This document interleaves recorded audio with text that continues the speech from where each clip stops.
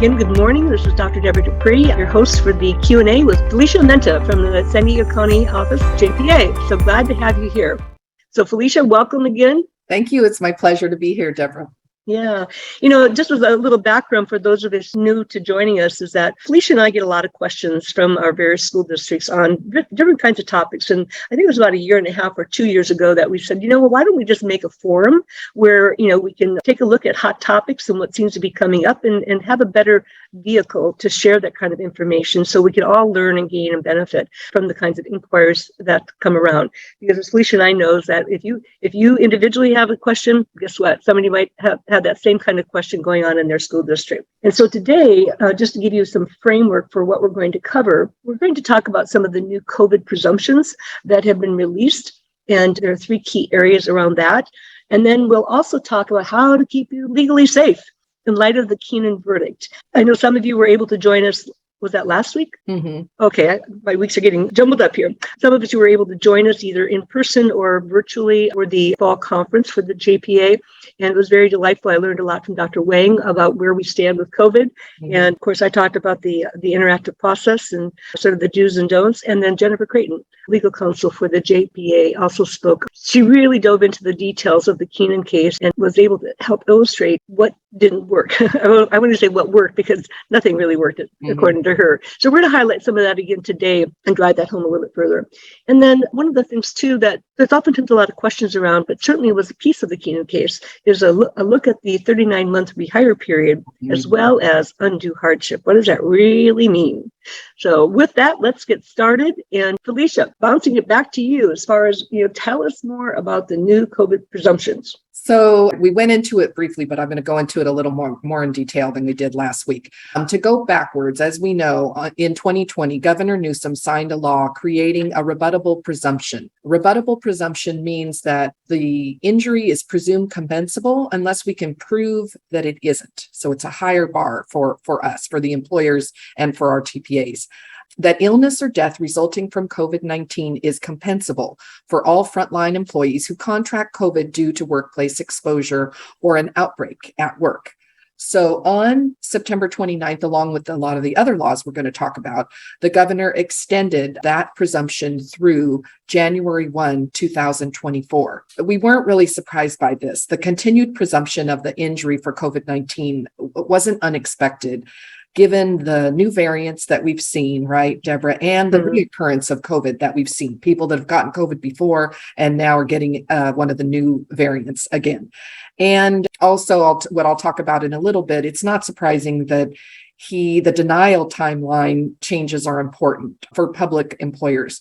It demonstrated that the public policy emphasis is certainly on us quickly investigating and providing treatment on these presumptive COVID-19 claims. I'm sure that the reason why we got the new law that the governor signed in, SB 1127, also on September 29th, we got that law because of some delays that they were seeing in the investigation and the reporting and the treatment of these COVID-19 claims. So they didn't like it. And so they gave us a penalty, and the penalty is pretty big. So in SB 1127, the bill made several changes to coverage by statutory presumptions of compensability. And a lot of the bill, like we talked about, Deborah, it affected specific peace officers and firefighters, which affect some of our members, but not most of our members, because most of our members don't have sworn peace officers and firefighters. But it also increased the penalty, and this is the big one, when liability has been unreasonably rejected or delayed for claims of injury. The penalty is 5 times the amount of the benefits that were unreasonably delayed, up to a maximum of $50,000 for the claims falling under the COVID-19 presumption. So you can kind of see the underpinnings of why you can get motivated with a carrot or with a stick. Right? And this is the stick right? So the one thing that we have worked on with our TPA, some of the folks that are on have different TPAs. The one thing we've really emphasized with our claims team is we want these reported immediately from our school districts. We don't want you to wait until an employee, makes a big thing and says, I think I was exposed at work. We want you to ask when you find out. Obviously, because of the presumption being extended, we're still reporting into the TPA portal all of our positive COVID tests where they've worked 14 days prior to the COVID test, date of the test, not the results. On campus, they have to work on campus. We have 3 business days to get those into our TPA portal, and ours is Athens, and I know some of you have different TPAs. That's really important. And one of the things I don't want is I don't think we should wait a long time until they tell us that they think it's work exposure. I think we should ask them. I think we should, when we know that they have positive COVID, say, do you feel you were exposed at work? And if they feel they were, give them a claim form, because we have hurry up mode now. We don't have very much time to investigate. Athens, our TPA does this, and you have to ask a lot of questions. There's a lot of claims examiner has to spend a lot of time with the employee to try to find out if they were exposed to a coworker that had COVID or a student that had COVID, so they can determine if we need to provide benefits. And then if we need to provide benefits, we better do that fast, sooner rather than later, because this 5 times the amount of the benefits that were delayed up to the $50,000, yikes. Our TPA doesn't pay for that. The school districts, the work comp fund has to pay for that. So obviously that's bad, right? So those penalties can go straight. So it's really important. That's all I wanted to emphasize, that time's of the essence in these. And you can see now what the governor's emphasis is. He doesn't want us dilly-dallying around. He doesn't want us to wait. He doesn't want us to delay. He doesn't want us to put any impediments in the way of the employees filing COVID claims. He wants them to know that they can file a COVID work comp claim if they feel they were exposed at work. Doesn't think, the tactic is not going to be, we're going to wait until the last minute until they tell us that they got COVID. They think they got COVID at work. Thank you, Felicia. That was just an excellent summary of that whole process. And I think one of the big takeaways for me, again, is that how critical it is that we adopt a proactive mindset, not reactive mindset. Right. And I know we'll talk more about the Keenan case shortly, but that's one of the things that I gleaned from Jennifer Creighton last week, was that there were just so many levels of failure to take action on a number of different levels, not just the IPM, but just a number of different things, that there was delays and, just inaction, surmising here. But I think, as you and I talked about just briefly before we opened up the room, is that was a hefty jury verdict in the Keenan case. Never seen anything like it. Right. Yep. Yeah. And again, I think jury just saw time and time again where there was inaction on the part of the employer. And again, as the employer, you have a responsibility to know the laws and know how to implement them in a timely way. And that's what we're seeing both in this jury verdict as well as Governor Newsom is like, oh, slap your hand, and right. We want you to take a more, again, proactive approach. With that, let's talk about the supplemental paid sick leave, because we've seen that, renewed or reactivated several times. And I might go ahead and just share our screen on this too, if you want to take a look at what that looks like. And we'll make this available to everybody in our follow-up as well. Okay. So to review on this, what a lot of you already know, and it's why I think, Deborah, that we haven't gotten inundated with COVID-19 claims at our schools. The supplemental paid sick leave became effective, really assisted us, I believe, with not having as many COVID claims filed, right? Because of this potential 80 hours of covered pay. So to review, covered employees in the public and private sector who work for employers with 26 or more employees are entitled to up to 80 hours of COVID-19 related paid sick leave from 1/1/22, and it was just recently extended, which we also thought this was going to get extended to 12/31/22. And this is immediately upon oral or written request to the employer. With the 40 hours are available only when the employee or family member tests positive for COVID. But like on this sheet, a full-time employee may take up to 40 hours of leave if the employee is unable to work or telework for any of the listed reasons. And then this nice little handy guide goes into all of the reasons. So they kind of differentiate between the first 40 hours and the second 40-hour bank. One's easier to get and one you have to meet a little higher threshold. The extension of the supplemental paid sick leave through the end of the year right now, this ends on 12/31/22.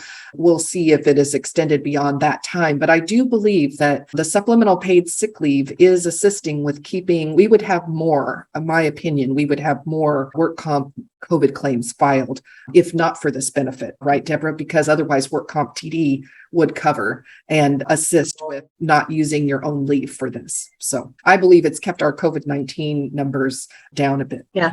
What I also find interesting is, on that first bullet point under vaccine related, well, they may claim time off for the vaccination results, but they can limit it as well. So it's just very, very interesting. Again, we'll get that out to everybody along with the recording. Any other key points here, Felicia, that you want to take note of before I stop sharing the screen? No, I think we weren't shocked. We were anticipating, we were waiting, because the governor had until 9:30 to make a decision on these. We were anticipating that the COVID-19 presumption was going to get extended, and we thought that the supplemental paid sick leave might be extended because of what Dr. Wang was talking about, that we are still seeing COVID in our schools and in our communities, both with the kids and with our employees.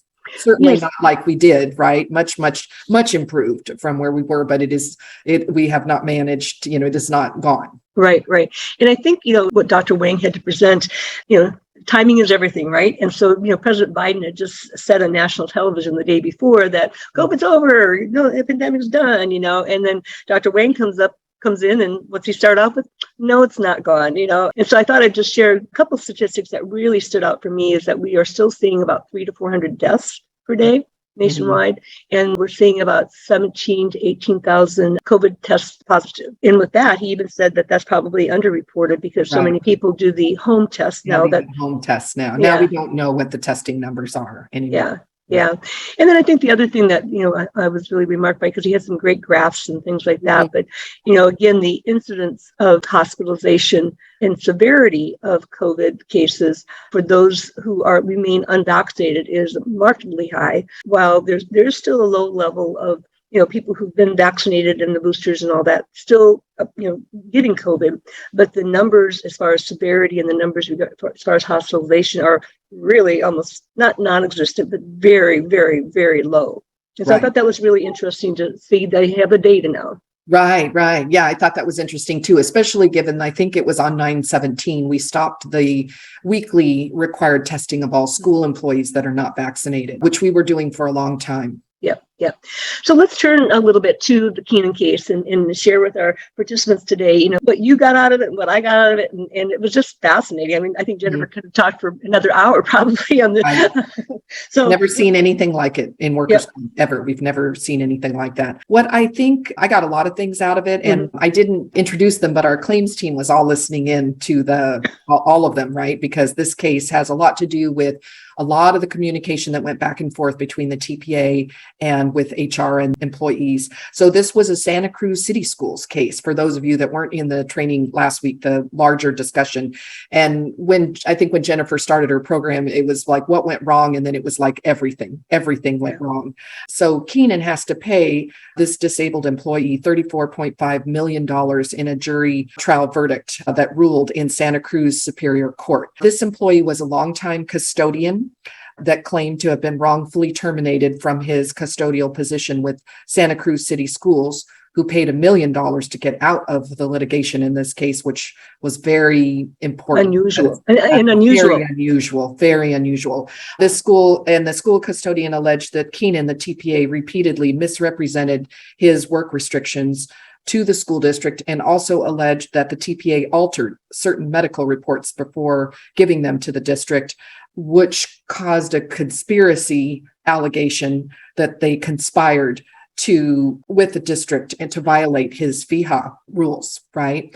And that led to a $6.9 million in compensatory damages to the injured custodian. And this was a workers' comp claim that this arose out of, and $27.6 million in punitive damages. So more than 4 times the compensatory damages in punitive damages because of that conspiracy allegation. And one of the things that happened, or that I thought was the telling, was when the school district had brought him back and had even promoted him into a lead position. And then I think the detail was that he had gotten married and he was on his honeymoon, and they asked him to come into the district. I want to say it was the day after he got back. He'd just gotten back from his honeymoon. They wanted to meet with him. Didn't say anything about what it was for, right? And he had no idea. And they met with him because he was an employee, and told him that he was going on 39-month. And when they were deposed, they said he was terminated, which we don't use that language when we're putting people on 39-month. They are not terminated. And then I know, Deborah, you'll bring up your comments that were so telling about that 39-month rehire status.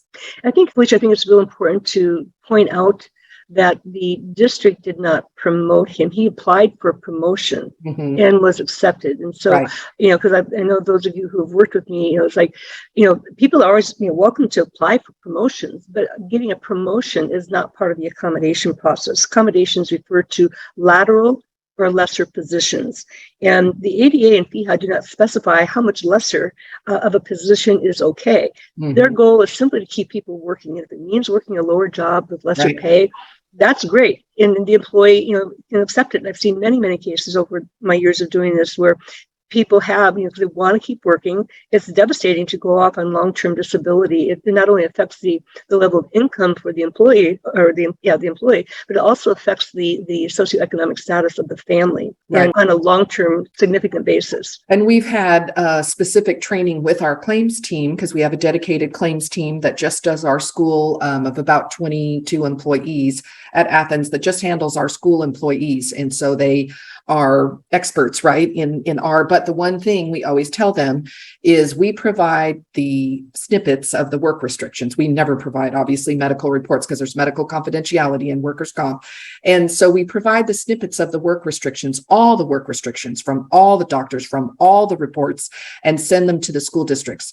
The claims team and the claims examiners are not to weigh in on whether you should accommodate or not, or whether you can accommodate or not, or make any decisions with respect to return to work. There were a lot of emails back and forth between the Keenan TPA folks and apparently in Jennifer's discussion of this case about whether the employee should return to work or not. And that's a hard, bright line. And I've met with several of you and talked with several of you.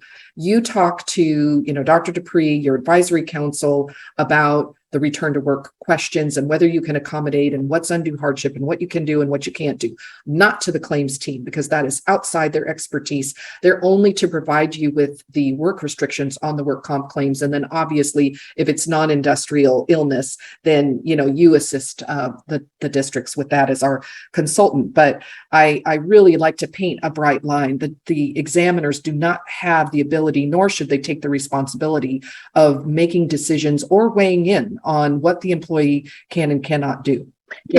Over the physical restrictions from the doctor. And then we have to go, because those decisions are under, like this case, 𝐫𝐞 rules, ADA rules, EEOC rules, which the examiners are not experts in, not. Yeah. And I think that's, it does get confusing because, as I will often say in my introduction, is that there are two primary laws that drive this, ADA and 𝐫𝐞.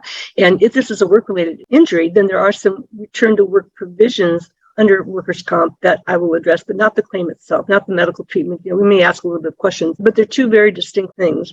And so, and that's sort of why Keenan got so dinged in this process, is because they were weighing in on the return to work process when that is not their area of expertise. And instead the employer was relying on Keenan for guidance on how to manage the return to work process, and given misinformation from what Jennifer shared with us, because she really dove into the records accordingly. So there's two things I'd like to say. One was, I talked about, ADA, 𝐫𝐞 are emphasizing return to work in some capacity. But the accommodation process is only at a lateral or lesser level.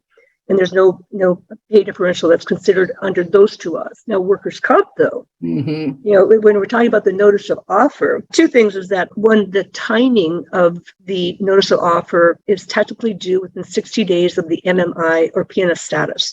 And that's gotten really tightened up a lot, because even if your employee is still working for you and you haven't, and you get the final limitations and you haven't made that decision about offering modified or alternative work, or even the same, regular work, you are financially liable then for $6,000 for the job retraining voucher, even if they stay working for you. Yeah. So we've really seen applicants tighten up and give us those when that 60-day date is due.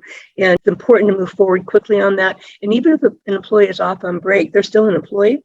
They have an obligation to participate, and it's far cheaper to pay them for their time to participate when they're on break than it is to pay $6,000. Pay the voucher the supplemental job displacement voucher, which you may not even owe, right? Had you done it in time. Yeah. There are two really deadlines that are on fire in workers' comp. There are others, but there are two that you really have to think about. The 90-day time frame that we have to investigate claims. In COVID, it's even shorter than that. We don't have 90, and we don't take 90 in the COVID-19 presumption cases. But in the regular cases that we're delaying investigating, let's say a psych stress claim or a mold exposure, infectious disease claim, we don't have very much time. 90 days seems like a lot. It's 3 months. It's not very much time to make a decision whether whether its claim is going to be accepted or denied, right? That's a hard line. We have to make a decision. And the law says if we don't get that notice out, what we're doing, we're either delaying, we're denying, or we're accepting. We have to accept the claim. That we default to, you're going to pick up this claim because you missed that hard deadline. The voucher deadline, the supplemental job displacement, is very much like that. It's also bright red. If we don't hit that 60-day mark from the day of the report, just for your workers' comp claims, have an IPM, have a meeting and make a decision and send out the letter offer, then we have to send out the voucher. So, and that's bright line on the law. Yep. Yes, and on that note, again, I've emphasized, lateral or lesser. Workers' compensation does have a defined threshold, and so it does have to be a regular position. It has to be within a reasonable commute, and also for it to be a legitimate offer to defer or to eliminate the $6,000 voucher, the pay has to be within 15% of the employee's usual wages. Now, having said that, there's two things I'd like to share. Is that it doesn't mean that you can't offer a position that's greater than 15% difference and that the employee can accept it. Right. But we just have to be very clear about that. I just did one last week, in fact, where the employee is clearly precluded from his usual job as a custodian. Again, the good thing was that he was only a part-time custodian and there was a part-time job available. And he really wants to stay working for the district, all of the kinds of factors. But the job is 30% different. But it actually offers a little bit more hours, but it's still not enough to make up that differential between his usual pay and so forth. But, again, it's going to keep you working, it's going to keep you with benefits, and all that other good stuff. So it doesn't, even though workers' comp has that threshold, it doesn't mean that you can't offer a position. Right. And they could accept it, right? And if they accept it, then we don't have to pay the voucher. Now, if they didn't accept it because it wasn't within 15% of their wages, we'd have to pay the voucher, right? Exactly. And then another situation came up recently is that while the employee was still recovering, the employee actually took a job with another school district. And now the original school district has information that he's MMI and that there are functional limitations. And so the question came up is that, do we have an alternative job? Do we still offer the DWC notice of offer, even though he's not our employee anymore? And the answer is yes, because it's not your decision whether or not the employee accepts it. I've seen several cases where employees have gone out and gotten work elsewhere because I'm trying to recall the case you're speaking of. I think he did quit the other job and come back to work. Did he accept it? I'm not sure of the outcome there, but I have seen that elsewhere. Yeah. I think in that position, because I'd seen some emails on it recently, he actually quit the other job at the other school district because this job was better hours and better pay. Yeah. And he came back. Yeah. So again, like we talked about being proactive, it's just like better to have an IPM than not, because the costs of not doing it when you should have are huge. And that came up in the Keenan case. But then also better if you have a legitimate job that meets the criteria, better to offer it and then let the employee decline it. Because if you met the threshold and he declines it, no $6,000. But and usually too, I've seen cases at the EEOC level, if it's within a reasonable time frame, like 90 days, don't just discard the employee because they've left, come back again. And that actually ties into our next topic around the 39-month rehire. And I just wanted to add one point before we go on, because under workers' comp law, we've had a lot of tightening up in a lot of cases with the judges in San Diego on the voucher issue. A lot of times the voucher doesn't get issued because of some vagaries or we ran out of time, whatever. And then we go to try to settle the claim. The judges are looking at all of our settlements now, like what's going on with the voucher. If they didn't go back to work and we didn't pay the voucher, they won't approve the settlements now. So they're getting very, very strict about looking at that voucher. It is not settlable. We can't settle it in the CNR. So they want that voucher like issue resolved before we can just settle a claim. And we can't resolve the voucher by just adding some money in the settlement. We have to either issue it or clean it up. Wasn't it issued? If they didn't go back to work, where's the voucher? So the judges are really looking at the voucher issue has become very important now. So yeah. So a lot of I's to dot and T's to cross, right? Like everything else in HR and risk, right? Right. Yeah. So, since I started working with the school districts about 7 years ago, this has been a question. I've heard mixed results and mixed feedback. And I fortunately was able to clarify this with Jennifer last week, because in my read of the education code way back when, is my understanding that after the 100 days, and I'll have another comment about that too, but after the 100 days of differential pay, then the Ed Code requires that the employer place the employee in unpaid status and move them into the 39-month rehire. Now, one of the big mistakes, shall we say, Keenan made in Santa Cruz as well, is that, there are three things I want to say about that. One, in the history of Santa Cruz, they had never returned an employee back to work on the 39-month rehire. They also, not one. So there's a history of not working with their employees. That's their past practice. Right. For everyone to see. The jury could clearly see it, right? Yep. The other thing is that they had the mindset, the attitude that once somebody went into a 39-month rehire, it was basically termination. Whereas I like your word unpaid leave. I actually think if we think of 39-month as an unpaid leave, they're not on leave and they're not on benefits with us, but they have these high rights to rehire and we have obligations to them, is a better way or a safer way to look at it. Yeah, terminology is important here. Yeah. And so that was a big mistake there, that they considered the employee terminated, and that's not true, according to Ed Code, and Jennifer clarified this. But the other thing that gets confusing and sort of ties into the DWC notice of offer, because they're still an employee in unpaid status, of course, no medical, but they're still considered an employee. And so this is where HR and risk need to be mindful that I always try to emphasize to employees when I'm working with them is that it's your responsibility, to keep track of job openings. And if your condition improves and you feel you're qualified, to notify HR or risk management. And so now you're tying it back into the accommodation process. And the eligibility thing is that must meet, just like in the ADA, got to be an open position, must meet the qualifications of the stated position and for lateral or lesser position. So the same rules sort of apply for accommodation as under the ADA and FEHA. Then you evaluate whether or not an accommodation may still be needed. And so an IPM may surface, even though somebody's not on payroll per se, but if they're still eligible under the 39-month rehire per the Ed Code, then you still kick back into the same process and go through your evaluation of whether or not this person can be reemployed. And Keenan, Santa Cruz did none of that. Right. They were terminated. Right? Yeah. That language we just don't use, right? We need to get that language out of our vocabulary. And I try, and also we have a lot of training with the claims team because also they're not Ed Code experts, right? Ed Code is outside of the work comp law, or in addition to, I'll say, meaning we have the labor code and then we have the Ed Code, and both books are literally 4 inches thick, literally both of them. And the claims examiners are experts in the labor code, not experts in the Ed Code. The Ed Code is where the 60 days of an IA leave comes from. So those questions need to come to me. That's where the 100 days of paid differential, those questions need to come to us. And certainly that's where the 39-month rehire lives. And I think one of the really important things, or the epiphany I had when Jennifer was talking, I have so many districts when we send them, when the claims team when we send them the snippets, the permanent work restrictions from the QME, the PTP, where AME, wherever they come from, you guys need to have a meeting. Can you accommodate these restrictions? Have your IPM. What is the outcome? And we need it in 60 days, right? It's burning on fire. Time is running. Clock is on. One of the things that I get a pushback a lot. Oh, they don't work for us anymore. And then I say, are they on 39-month? Because I'm like, what are they on? Are they retired? Are they disability retired? Did they resign? Voluntarily resign, or did they just, again, we don't use termination, was an IPM held and they couldn't be they ran out of leave, they just ran out of time and went on 39-month? Because then the answer shouldn't automatically be, they don't work for us anymore, we don't care, we don't care about the workers. That's what they'll tell the examiners. Oh, it doesn't matter, they don't work for us anymore, but they're on unpaid leave, right? Yes. Using your terminology, for 39 months they have those high rights to rehire. Absolutely, absolutely.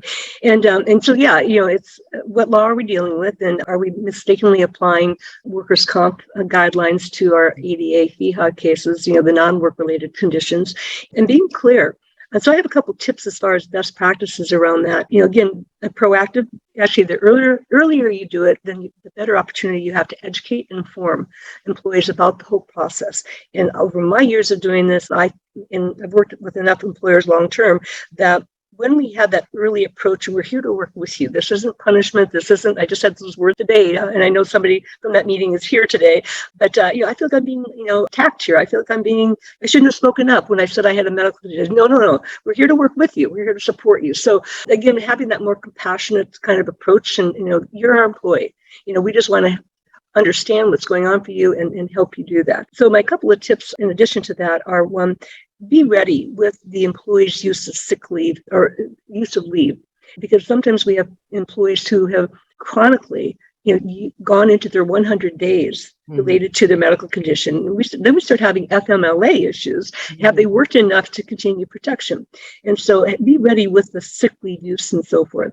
The other thing is also have somebody representative from the department where the employee works, either the school site principal or somebody from custodial or maintenance, because they're the ones that can best address just how is the department impacted? How are the services rendered impacted by somebody's limitations, whether they're temporary or long-term? Because then that gets into notions of undue hardship, which we'll touch on here very shortly. But one of the other things that I've become aware of is it just came up again, districts have different policies as far as use of sick leave and then the 100 days. Some are consecutive, some are concurrent. Mm-hmm. Yeah. It's a subset of the 100 days, not in addition to. Yeah, yeah. So that's just something too, is to be clear about.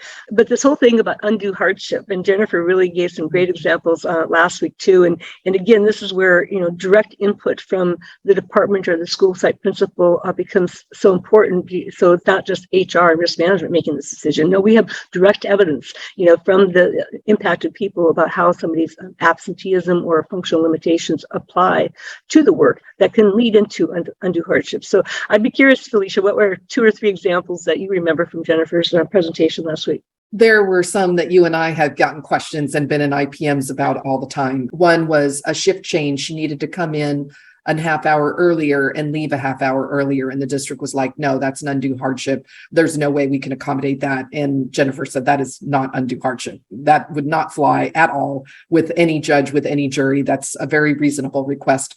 Another example that she used was somebody that needed and I think you and I were involved in this case, they needed, I think it was like a 15 or 20 minute break every 2 or 3 hours to ice their hands. And they were going to bring ice in a little cooler. They were going to take care of the ice, but they just needed to ice their wrists down because of the amount of typing that was involved. I think it was a school counselor that was involved in their work. And that is also, they were saying that was an undue hardship. They told them, no, they said, we can't bring you back. And she had a fit and she went to the union. And then we ended up in an IPM with her attorney. That was fun. Mm-hmm. And the one thing that was very clearly brought out was that was not a hardship. That was not, she was going to bring the cooler and the ice and she just needed the break time and it really wasn't that many more breaks than what she's entitled to legally anyway. It was like 1 or 2 extra breaks a day because she already had 2 built into the day. So obviously we agreed. She came back to work like the next day. So yeah, that's a good example. Again, something like that is not that you would deny the accommodation of her request to ice her hands, but your accommodation would be like, I think in that case, she actually brought in a small refrigerator to keep the ice so that she would minimize her downtime going to the ice machine somewhere else on campus. And so your support of the accommodation would be to allow on-site the premises of a small refrigerator for that purpose. Right. Yeah. Because I think there was no ice nearby. I think that was part of the problem. Going and getting ice was a thing, right? 3 or 4 right. times a day. Right. Now, I will say, based on that, change in shift time, this is a real example that happened over the last few months, is that it was like the tech team. And so they had staggered start schedules anyway from like 7 a.m. until 8:30 or something. And so they had different techs coming on, and then you worked accordingly, the rest of your 8-hour shift.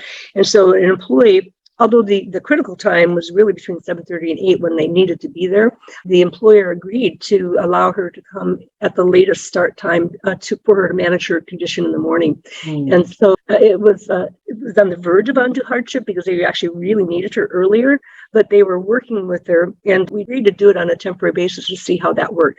Well, guess what? She was given the latest start time possible, and she still wasn't on time for work. Oh, And so that was creating an undue hardship. And so we wrote to her doctor saying, she's been accommodated, but she still is not showing up to work on time. And so help us understand what else we can do. And so that is verging over into an undue hardship. She cannot consistently be at work on a timely basis, regardless of whatever shift she's been offered. right. And so, yeah. And, I know she gave some other examples of undue hardship. She talked about what is undue hardship, right? She said having to hire or have a staff member follow you around to help you with items that you can't do is undue hardship. Yeah. No, that's not reasonable. Yeah, it might be okay on a temporary basis while someone's recovering, but that is not a viable ongoing accommodation. We had an example like that. We had a school district that was providing temporary assistance to somebody as a temporary accommodation, but then risk or HR lost track of it. And remember, it was done for months. I mean, this went on for 4 or 5 months. That's when you get into trouble, right? This was not really considered temporary at that point. And she wanted it forever, right? Because they had done it for a long time and nobody said anything. So it created all kinds of problems. So when you do a temporary, you've got to diary it and check back, right? Yeah.